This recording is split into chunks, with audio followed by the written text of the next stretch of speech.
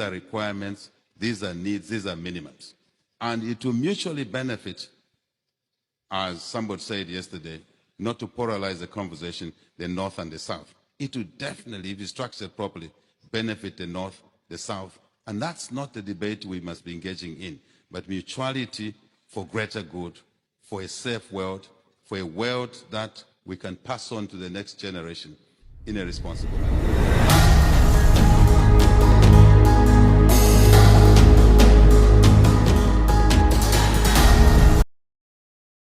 Welcome to Talk of Africa 360, your source for insightful news, analysis, and thoughtful commentary. If you value informed perspectives and fact-based reporting, be sure to like, subscribe, and hit the bell so you never miss an update. Disclaimer: the content on this channel is based on reliable public sources and credible online information. It is intended strictly for educational and analytical purposes.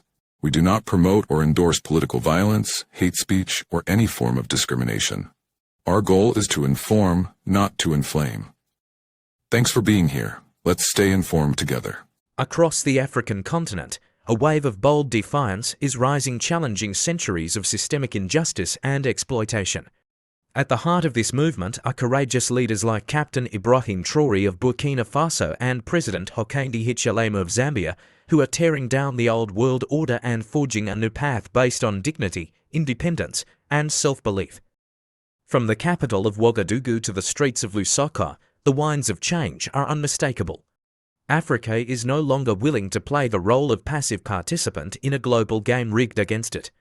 The call is clear: enough of the exploitation, enough of the humiliation, and enough of the empty promises. President Hichilema recently took a striking stand, exposing a long-overlooked injustice: the loss of millions of dollars through non-refundable visa application fees paid to the European Union and the United Kingdom. In 2024 alone, African citizens lost over $67 million to the EU's Schengen system and nearly $60 million to the UK, often only to be met with rejection rates nearing 50% in countries like Ghana, Nigeria, and Senegal. This is not just a financial issue, it's about respect, Hichilema declared. His call for refunds is more than a demand. It's a direct challenge to exploitative systems that treat African citizens as expendable. He's right. That money could have built schools, funded startups, equipped hospitals, or empowered youth. Instead, it evaporates into bureaucracies that have little interest in Africa's development. But this is not where the story ends, because in Burkina Faso, Captain Ibrahim Traoré is doing more than speak, he's acting. His leadership represents a revolutionary shift, building national strength through local talent, investing in his people, and rejecting dependency on foreign powers. Traoré is not seeking validation from the West or East. His message is simple: Africa has all it needs. What it requires is the courage to believe in itself. In Burkina Faso, his vision is materializing. Textile factories are up and running, producing homegrown fashion that meets international standards. Farmers are receiving the tools and training they need to feed the nation and beyond. Infrastructure is being built by Burkina engineers, not foreign contractors. Traoré's administration is pouring resources into institutions that support and retain local talent, offering competitive salaries, education, and purpose. And it's working. Thousands of jobs are being created. Vocational schools are training youth in vital sectors.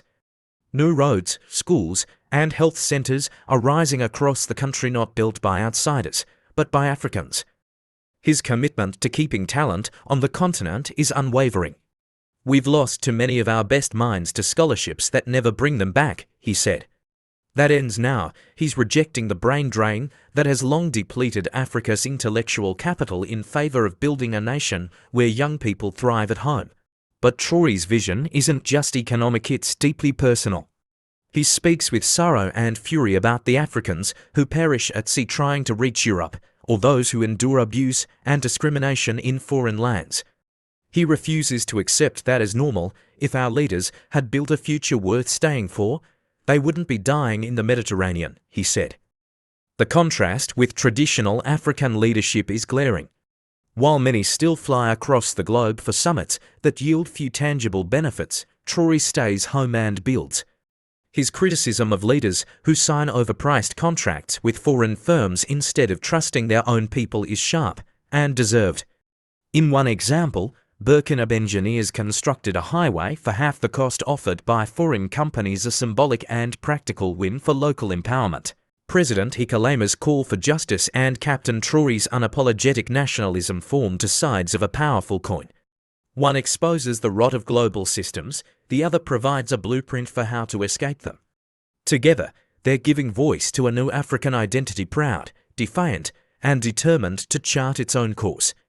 Young Africans are taking notice on social media. Platforms like X are flooded with videos and testimonials from Nigeria, Ghana, Kenya, and beyond, highlighting Burkina Faso's transformation as proof that another Africa is possible. In Zambia, youth are rallying around Hichilema's demands. In Kenya, entrepreneurs are launching campaigns to retain talent. Across the continent, a generation is rising with the belief that their future lies not in Europe or America but right at home. And what if this revolution went continental? Imagine a unified Africa where talent moves freely across borders. Where Burkina engineers work in Nairobi, South African doctors support hospitals in Mali, and Senegalese tech innovators launch startups in Rwanda. The $70 million lost annually to visa rejection fees could instead fund Pan-African universities, startup hubs, and infrastructure.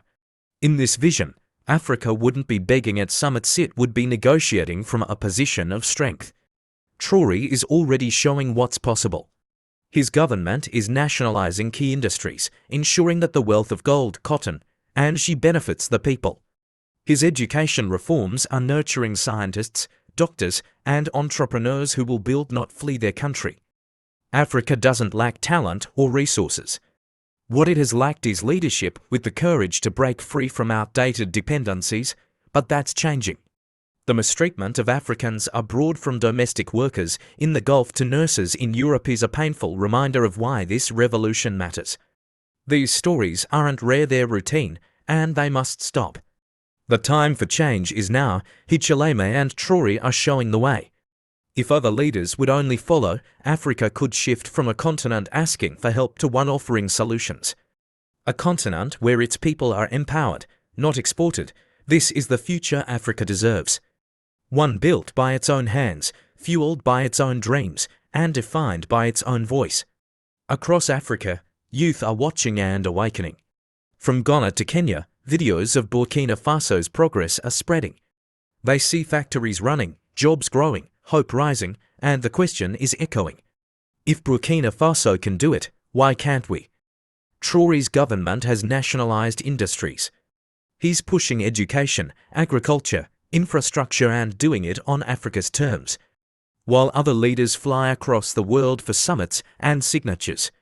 He's staying grounded and building with his people. This is a model, a vision. A reminder that Africa is not poor, it's just been misled. Imagine this spreading across the continent. Burkina engineers building roads in Nairobi. Zambian doctors staffing hospitals in Mali. Senegalese coders launching startups in Rwanda. No more visa fees, no more brain drain, just freedom to thrive at home in Africa.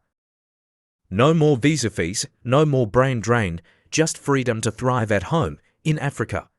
The billions we lose to exploitative systems could fund Pan-African universities, could build tech hubs, could power an entire generation.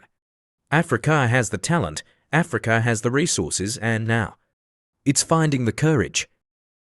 The world is watching. Will Africa rise on its own terms, or remain entangled in the old world order? Traoré and Hichilema have chosen the harder path: to speak truth, to invest in their people, to reject dependency. Their message is simple, powerful, and unshakable. We are not asking for help, we are building our own future. And now, the question falls to the rest of Africa's leaders. Will you follow? Because the time of silence is over, the time of submission is over. This is Africa's bold awakening, and it has only just begun. It's a question of pulling it together and targeting it. Let me also indicate here one of the lessons of our debt restructuring that is applicable to poverty reduction, to climate change. is the issue around speed at which we do things. G20 framework, when we took office 21 months ago, this discussion was already in train. Now we've been in office 21 months. Yes, we're very pleased that it happened yesterday. But for the countries that are coming after us, there is need to expedite the processes. Just that. Whether it's, if you like, energy transition, as Senegal is involved in that, we must just be conscious of time. Every day we don't deliver these things that are within our control, we are basically increasing the costs and the damage gets compounded. As reactions continue to pour in from across the continent, one thing is clear. Africa is demanding respect, sovereignty, and accountability. Was this just a diplomatic misstep or a deeper sign of shifting global alliances? We'll be watching closely. If you found this story important, don't forget to like, share, and subscribe for more real, unfiltered African news.